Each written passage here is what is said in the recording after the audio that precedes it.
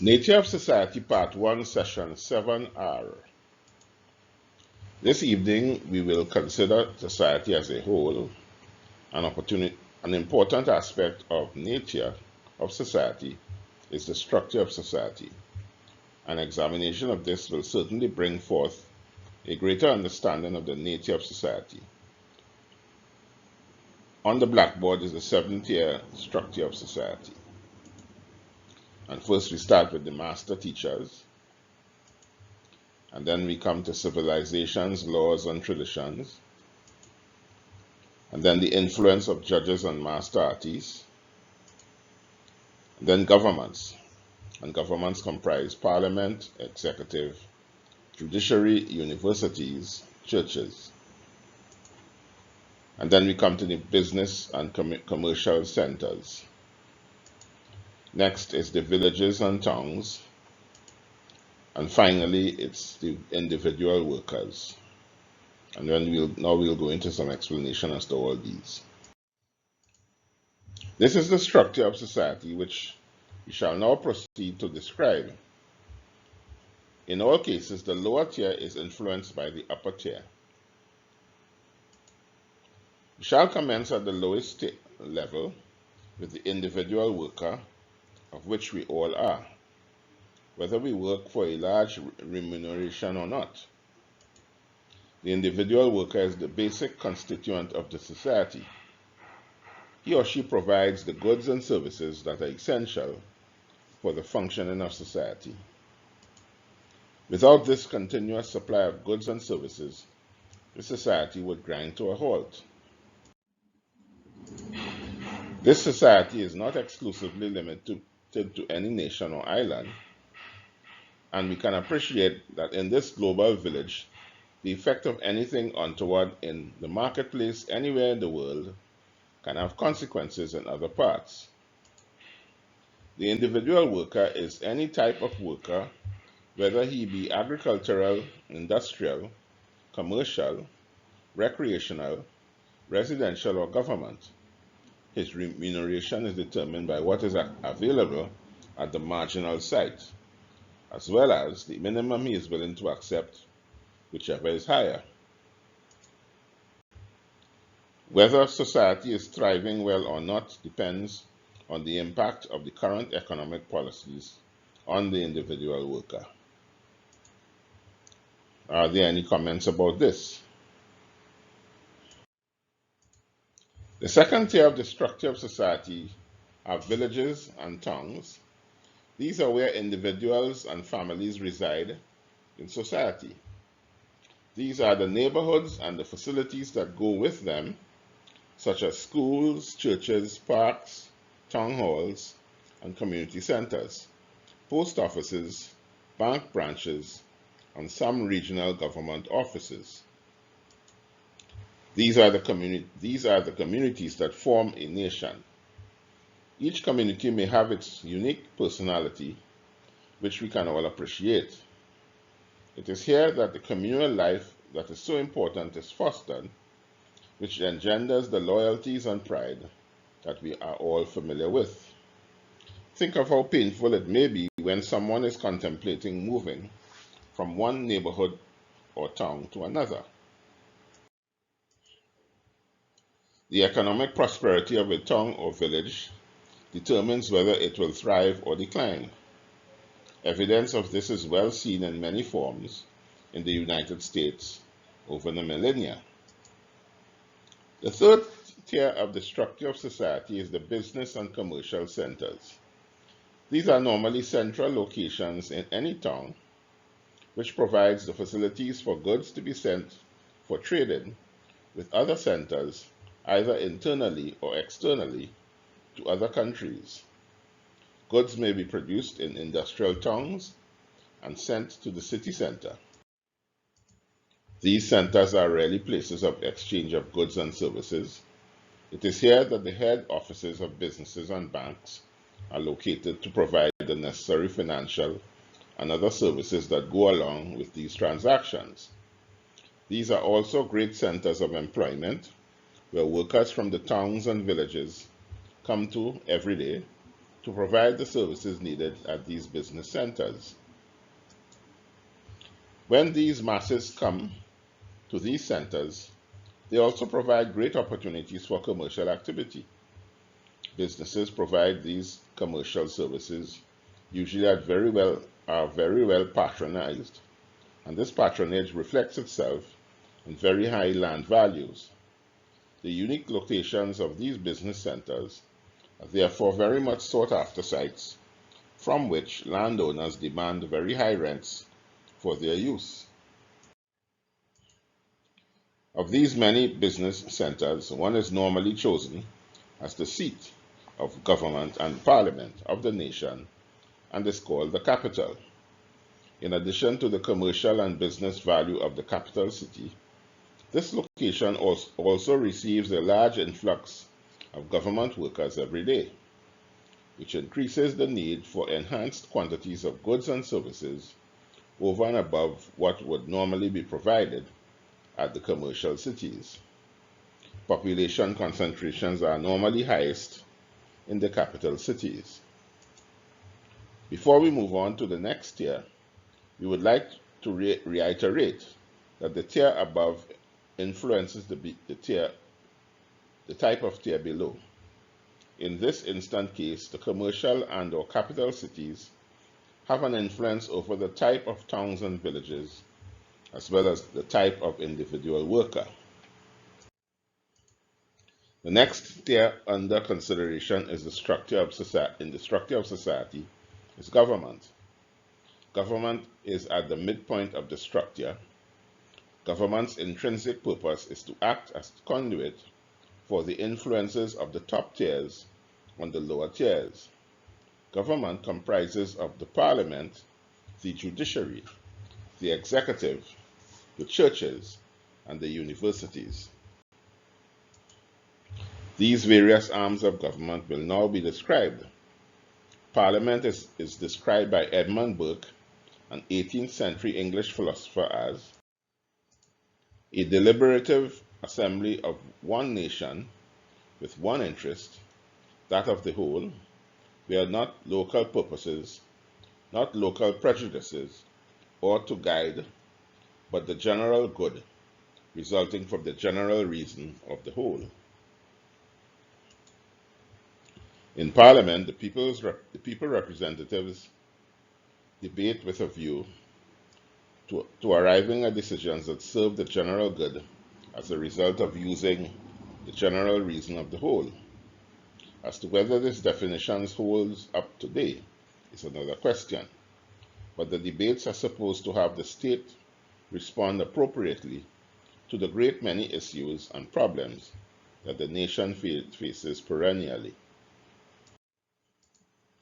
The judiciary is the government of law that seeks to dispense justice based on the common and statute laws of the land.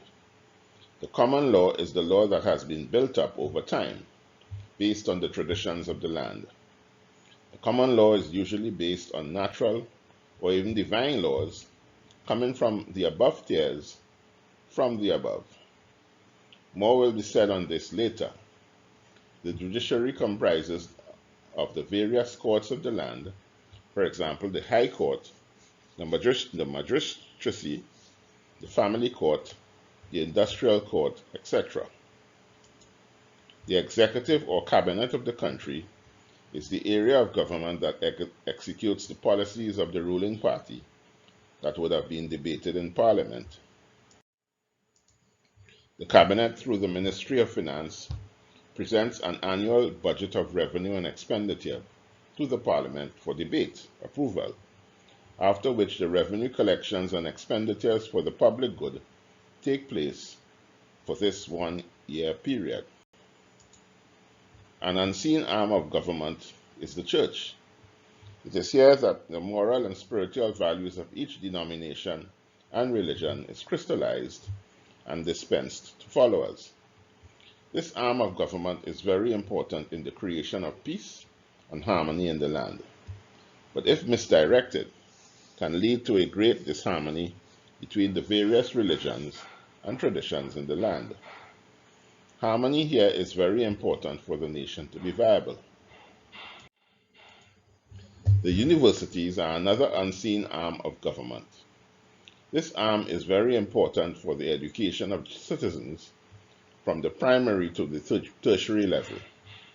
This arm is very important in providing individual workers for each tier of the structure of society, from towns, villages, to master teacher. The quality of education instilled in the individual workers plays an important part in the quality of society resulting and the quality of persons filling the tiers. Let us have our break now.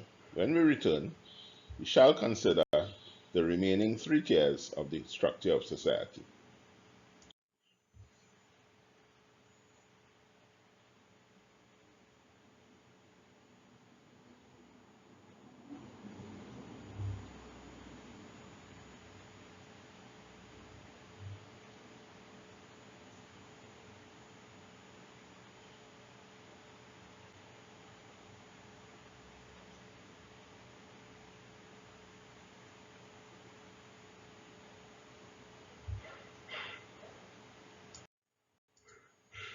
So far, we have considered the first four tiers of the structure of society.